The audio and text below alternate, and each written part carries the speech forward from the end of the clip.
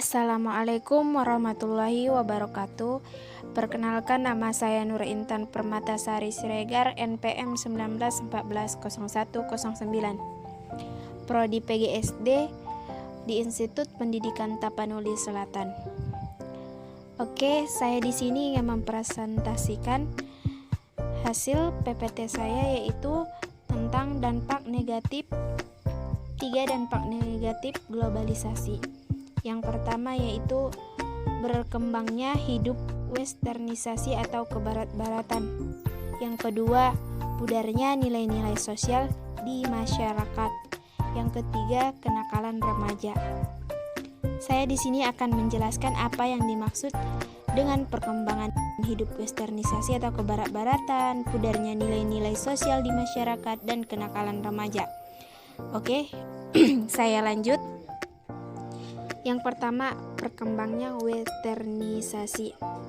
Westernisasi atau pembaratan atau juga dikenal dengan oksidentalisasi dari kata oksiden, yaitu artinya dunia barat, adalah sebuah proses di mana pola kehidupan masyarakat meniru gaya budaya barat, seperti gaya berpakaian, tingkah laku maupun kebudayaan. Contohnya yaitu dengan lebih memilih makanan yang cepat saji dalam bentuk dessert yang manis, burger, fried chicken, minuman kaleng dan sebagainya. Oke, contohnya kita lihat gambarnya. Ini dia.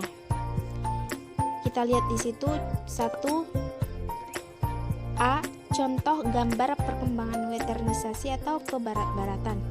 Yang pertama yaitu contoh berpakaian kebarat-baratan. Oke, udah kalian lihat kan gambarnya? Yang kedua, contoh makanan siap saji, itu dia, seperti pizza, burger, dan lainnya.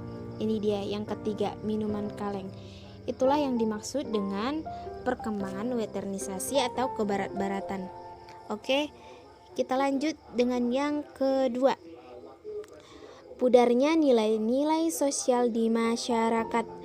Oke, apa yang dimaksud dengan pudarnya nilai-nilai sosial di masyarakat? A. Maksud dari pudarnya nilai dan norma sosial adalah hilangnya karakter bangsa dari sisi sosial secara perlahan. Oke, sekarang makin hari makin zaman, karakter bangsa dari sisi sosial secara perlahan sudah menghilang. Oke, kita lihat contohnya. Murid sekarang sudah banyak yang berkata kotor kepada temannya, bukan saja kepada temannya, kepada orang tua. Yang kedua, saling mengejek antar agama, sudah banyak kita temui.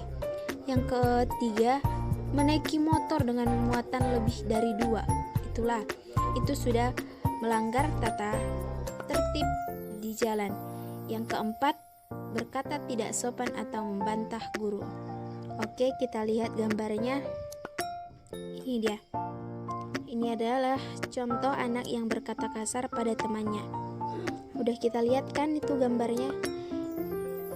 Oke, kita buat contoh yang kedua, yaitu siswa yang membantah guru. Ini adalah contoh yang negatifnya ya, teman-teman. Tidak boleh kita membantah guru kita sendiri. Oke, yang ketiga, contoh siswa yang berbonceng 3. Sekarang sudah ada banyak kita dapat siswa, bukan saja siswa, banyak anak-anak remaja yang berbonceng 3 sudah melanggar peraturan di jalan lalu lintas.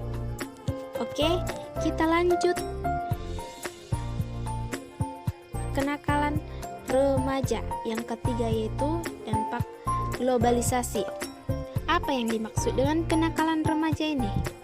Kenakalan remaja adalah wujud dari konflik yang tidak terselesaikan dengan baik pada masa kanak-kanak maupun pada masa saat remaja. Kenakalan remaja adalah pelampiasan masalah yang dihadapi oleh kalangan remaja yang tindakannya menyimpang. Itulah dia, menyimpang. Contohnya seperti apa? Berkelahi dengan teman, membolos sekolah, melihat atau menonton video dewasa, pemakaian obat-obatan terlarang, tawuran, pencurian, balap liar yang dilakukan per kelompok. Di situ saja udah beberapa loh. Masih banyak lagi kenakalan-kenakalan remaja. Oke, kita lihat gambarnya ini. Ini dia, contoh gambar kenakalan remaja. Contoh siswa yang berkelahi. Bukan saja laki-laki dengan laki-laki, perempuan dengan perempuan, tapi kita sudah banyak lihat perempuan sama laki-laki juga pernah berantem. Juga sudah banyak kita temui. Yang kedua, contoh minum obat yang terlarang. Contohnya narkoba, minuman alkohol, itu sudah banyak kita temui. Yang ketiga yaitu contoh pencuri. Pencuri sudah banyak, sudah berkeliar di mana-mana. Itu adalah salah satu contoh dampak globalisasi yang negatifnya. Oke, saya akan memberi kesimpulan dari semua dampak-dampak negatif globalisasi tersebut. Kesimpulan, tentu saja dengan mengembangkan sikap selektif. Kita harus mengembangkan sikap selektif dalam menghadapi budaya-budaya kebarat-baratan yang masuk ke Indonesia. Kita harus selalu berpikir bahwa tidak semua budaya barat dapat cocok disatukan dengan budaya kita, budaya timur. Kita ambil saja kebudayaan barat yang membuat kita menjadi lebih baik seperti budaya disiplin. Jadi kesimpulannya ini kita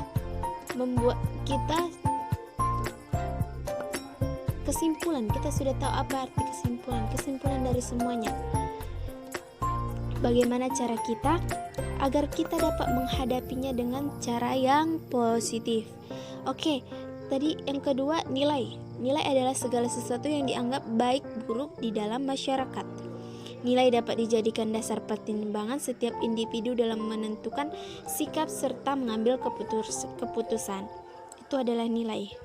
Jadi kita harus berpikiran positif kepada orang-orang. Jangan mengambil keputusan bahwa kita menilai orang dari luarnya saja.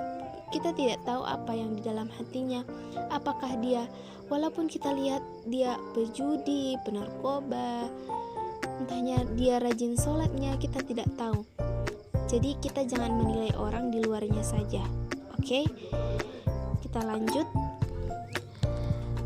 yaitu bagaimana kesimpulan cara menghadapi kenakalan remaja ini agar anak-anak kita, adik-adik kita tidak terjerumus ke dalam kenakalan remaja, yaitu satu, dengan memberikan arahan mengenai bahaya pergaulan bebas.